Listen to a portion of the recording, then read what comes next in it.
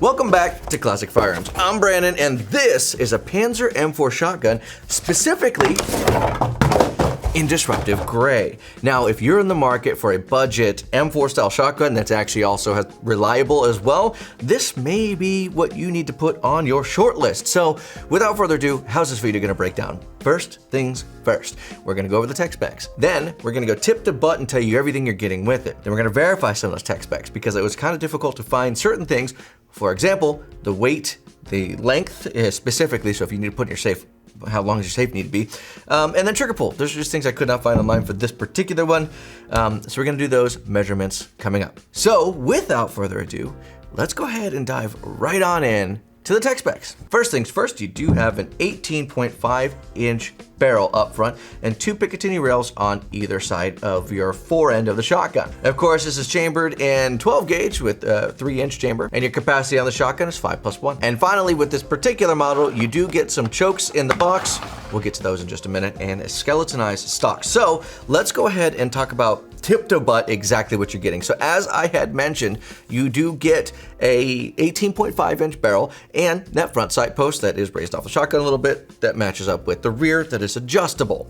That is always nice. The front sight is also adjustable left and right. So with that, falling back just a little bit farther, you do have Picatinny on either side of the front portion of the shotgun. That's gonna be nice for any lasers or lights that you wanna put on there, of course, and they're made out of metal in case you were wondering. It feels like aluminum. Falling back even farther, you do have a sling swivel mount right on the front, and it does have a little bit of give to it, does move just a little bit. And then even farther back from that, your fore end here, you do have a nice solid polymer grip to the shotgun. They held it like an M4. I know that barrel will get hot pretty quick. But it does have nice texturing on the bottom or on the sides of that fore end, so controlling your recoil won't be anything too difficult. One thing I also did notice on this Disruptive Gray model is that you do have a, not really a skeletonized charging handle, but a thinner skeleton, or a thinner charging handle. It's kind of got that hourglass shape to it, and then there is a kind of a knurling texture on the outside. It's also aluminum, so that's really nice. Now, that's really gonna make it so if you need to charge it AK style, it is quite easy to do. Now, clearing the gun, boom. You do have your bolt hold back and then your releases right here on this little button. Boom. So, moving on. You also get an aluminum Picatinny rail up top. So if you would like, you can put any optics, red dots, scopes, or anything that you want to put on there. That is an option to you when you do get this gun. Now, I may not have mentioned this before, but this is a sub $500 M4 style shotgun.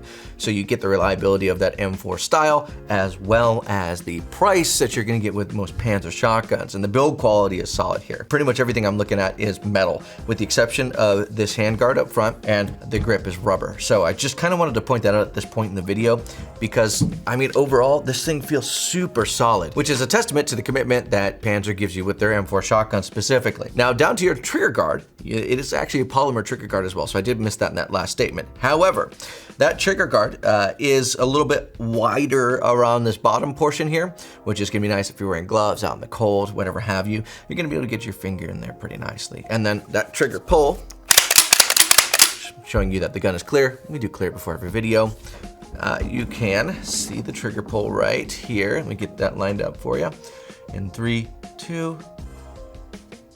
Little bit of movement there.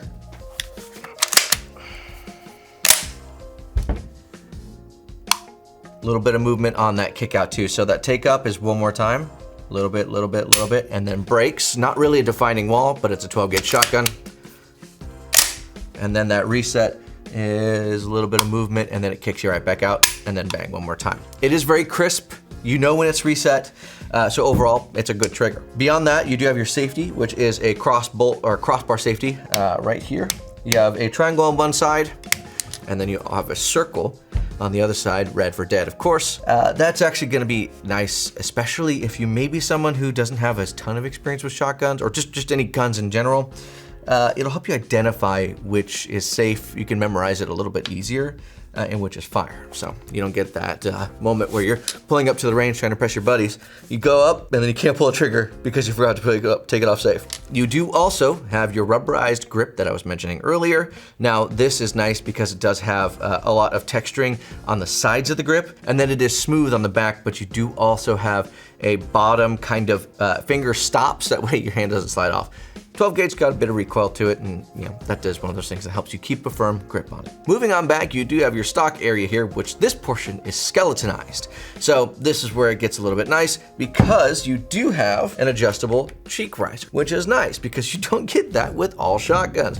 So if you want to get that really good cheek placement, and you can adjust it to your height and get your shots down a little bit faster and more accurately. And then on the bottom, you do have a QD sling point.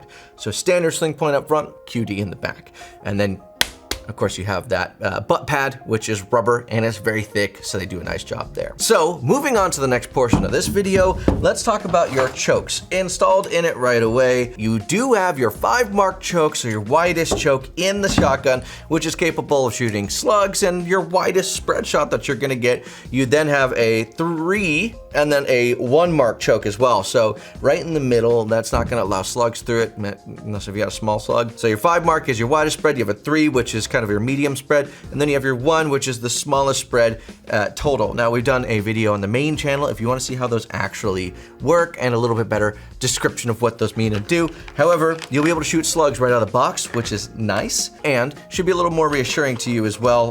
When you get the gun right out of the box, you can just run slugs through it. You can run anything, but it is the widest spread possible, so do keep that in mind. Chokes aside, now let's verify those metrics. We're gonna start off first and foremost with the measurement of the shotgun as a whole, because, well, I wanna know what safe I need to put this in because I have a couple different size safes. I'm assuming some of you out there may as well. So I'll be right back.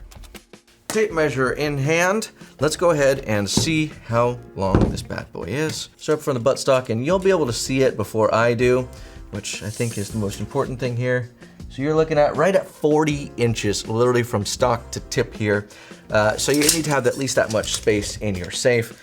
And then for all of those of you who are wondering, maybe not, you are also looking at a total height. I would give that probably around 8.5 to 9 inches tall. Again, you might be able to see that a little better being at the angle that you're at. So that's the first test. The second test I actually have in my back pocket is the trigger pull. So let's go ahead and knock that out real quick. Now, these are always easier when you have more than one hand, or more than one person, but I should be able to get this for you on the first try. I am going to hold it down with one hand, and then I have it in my shoulder as well. Try and keep it as stable as possible. In 3, 2. It's a light trigger. That definitely felt like 3 pounds when I did it initially as well. So that is not overly surprising to me. Let's do it one more time for some verification, and then maybe once after that as well. In 3, 2. Yeah, 3.1 pounds. Again, we are looking very consistent on that kind of 3.1 pound mark. Back in 3, 2. 3.2. Yeah, very consistent as far as your trigger pull weight goes. It does feel like a nice light trigger. A really nice thing about having a light trigger on a shotgun like this is it's gonna cycle well because it's M4 style and quickly. So with that light trigger, you're gonna be able to put rounds down range very quickly. Moving on, let's go ahead to the final stage of this, the weight, because some of you may want to know exactly how much the shotgun weighs. So let's go ahead and grab the scale. I'll be right back. Okay, scale's on the table. And again, you're gonna see this before I do. Just take it right on. So you are looking at 8.2 pounds. I've gotten so used to doing pistols recently that I was expecting like 1 pound, but the shotgun weighs 8.2 pounds, which is not overly heavy. Sometimes you'll see kitted out like ARs, for example, reaching upwards of like 11 pounds. So an 8-pound shotgun is pretty good if you ask me.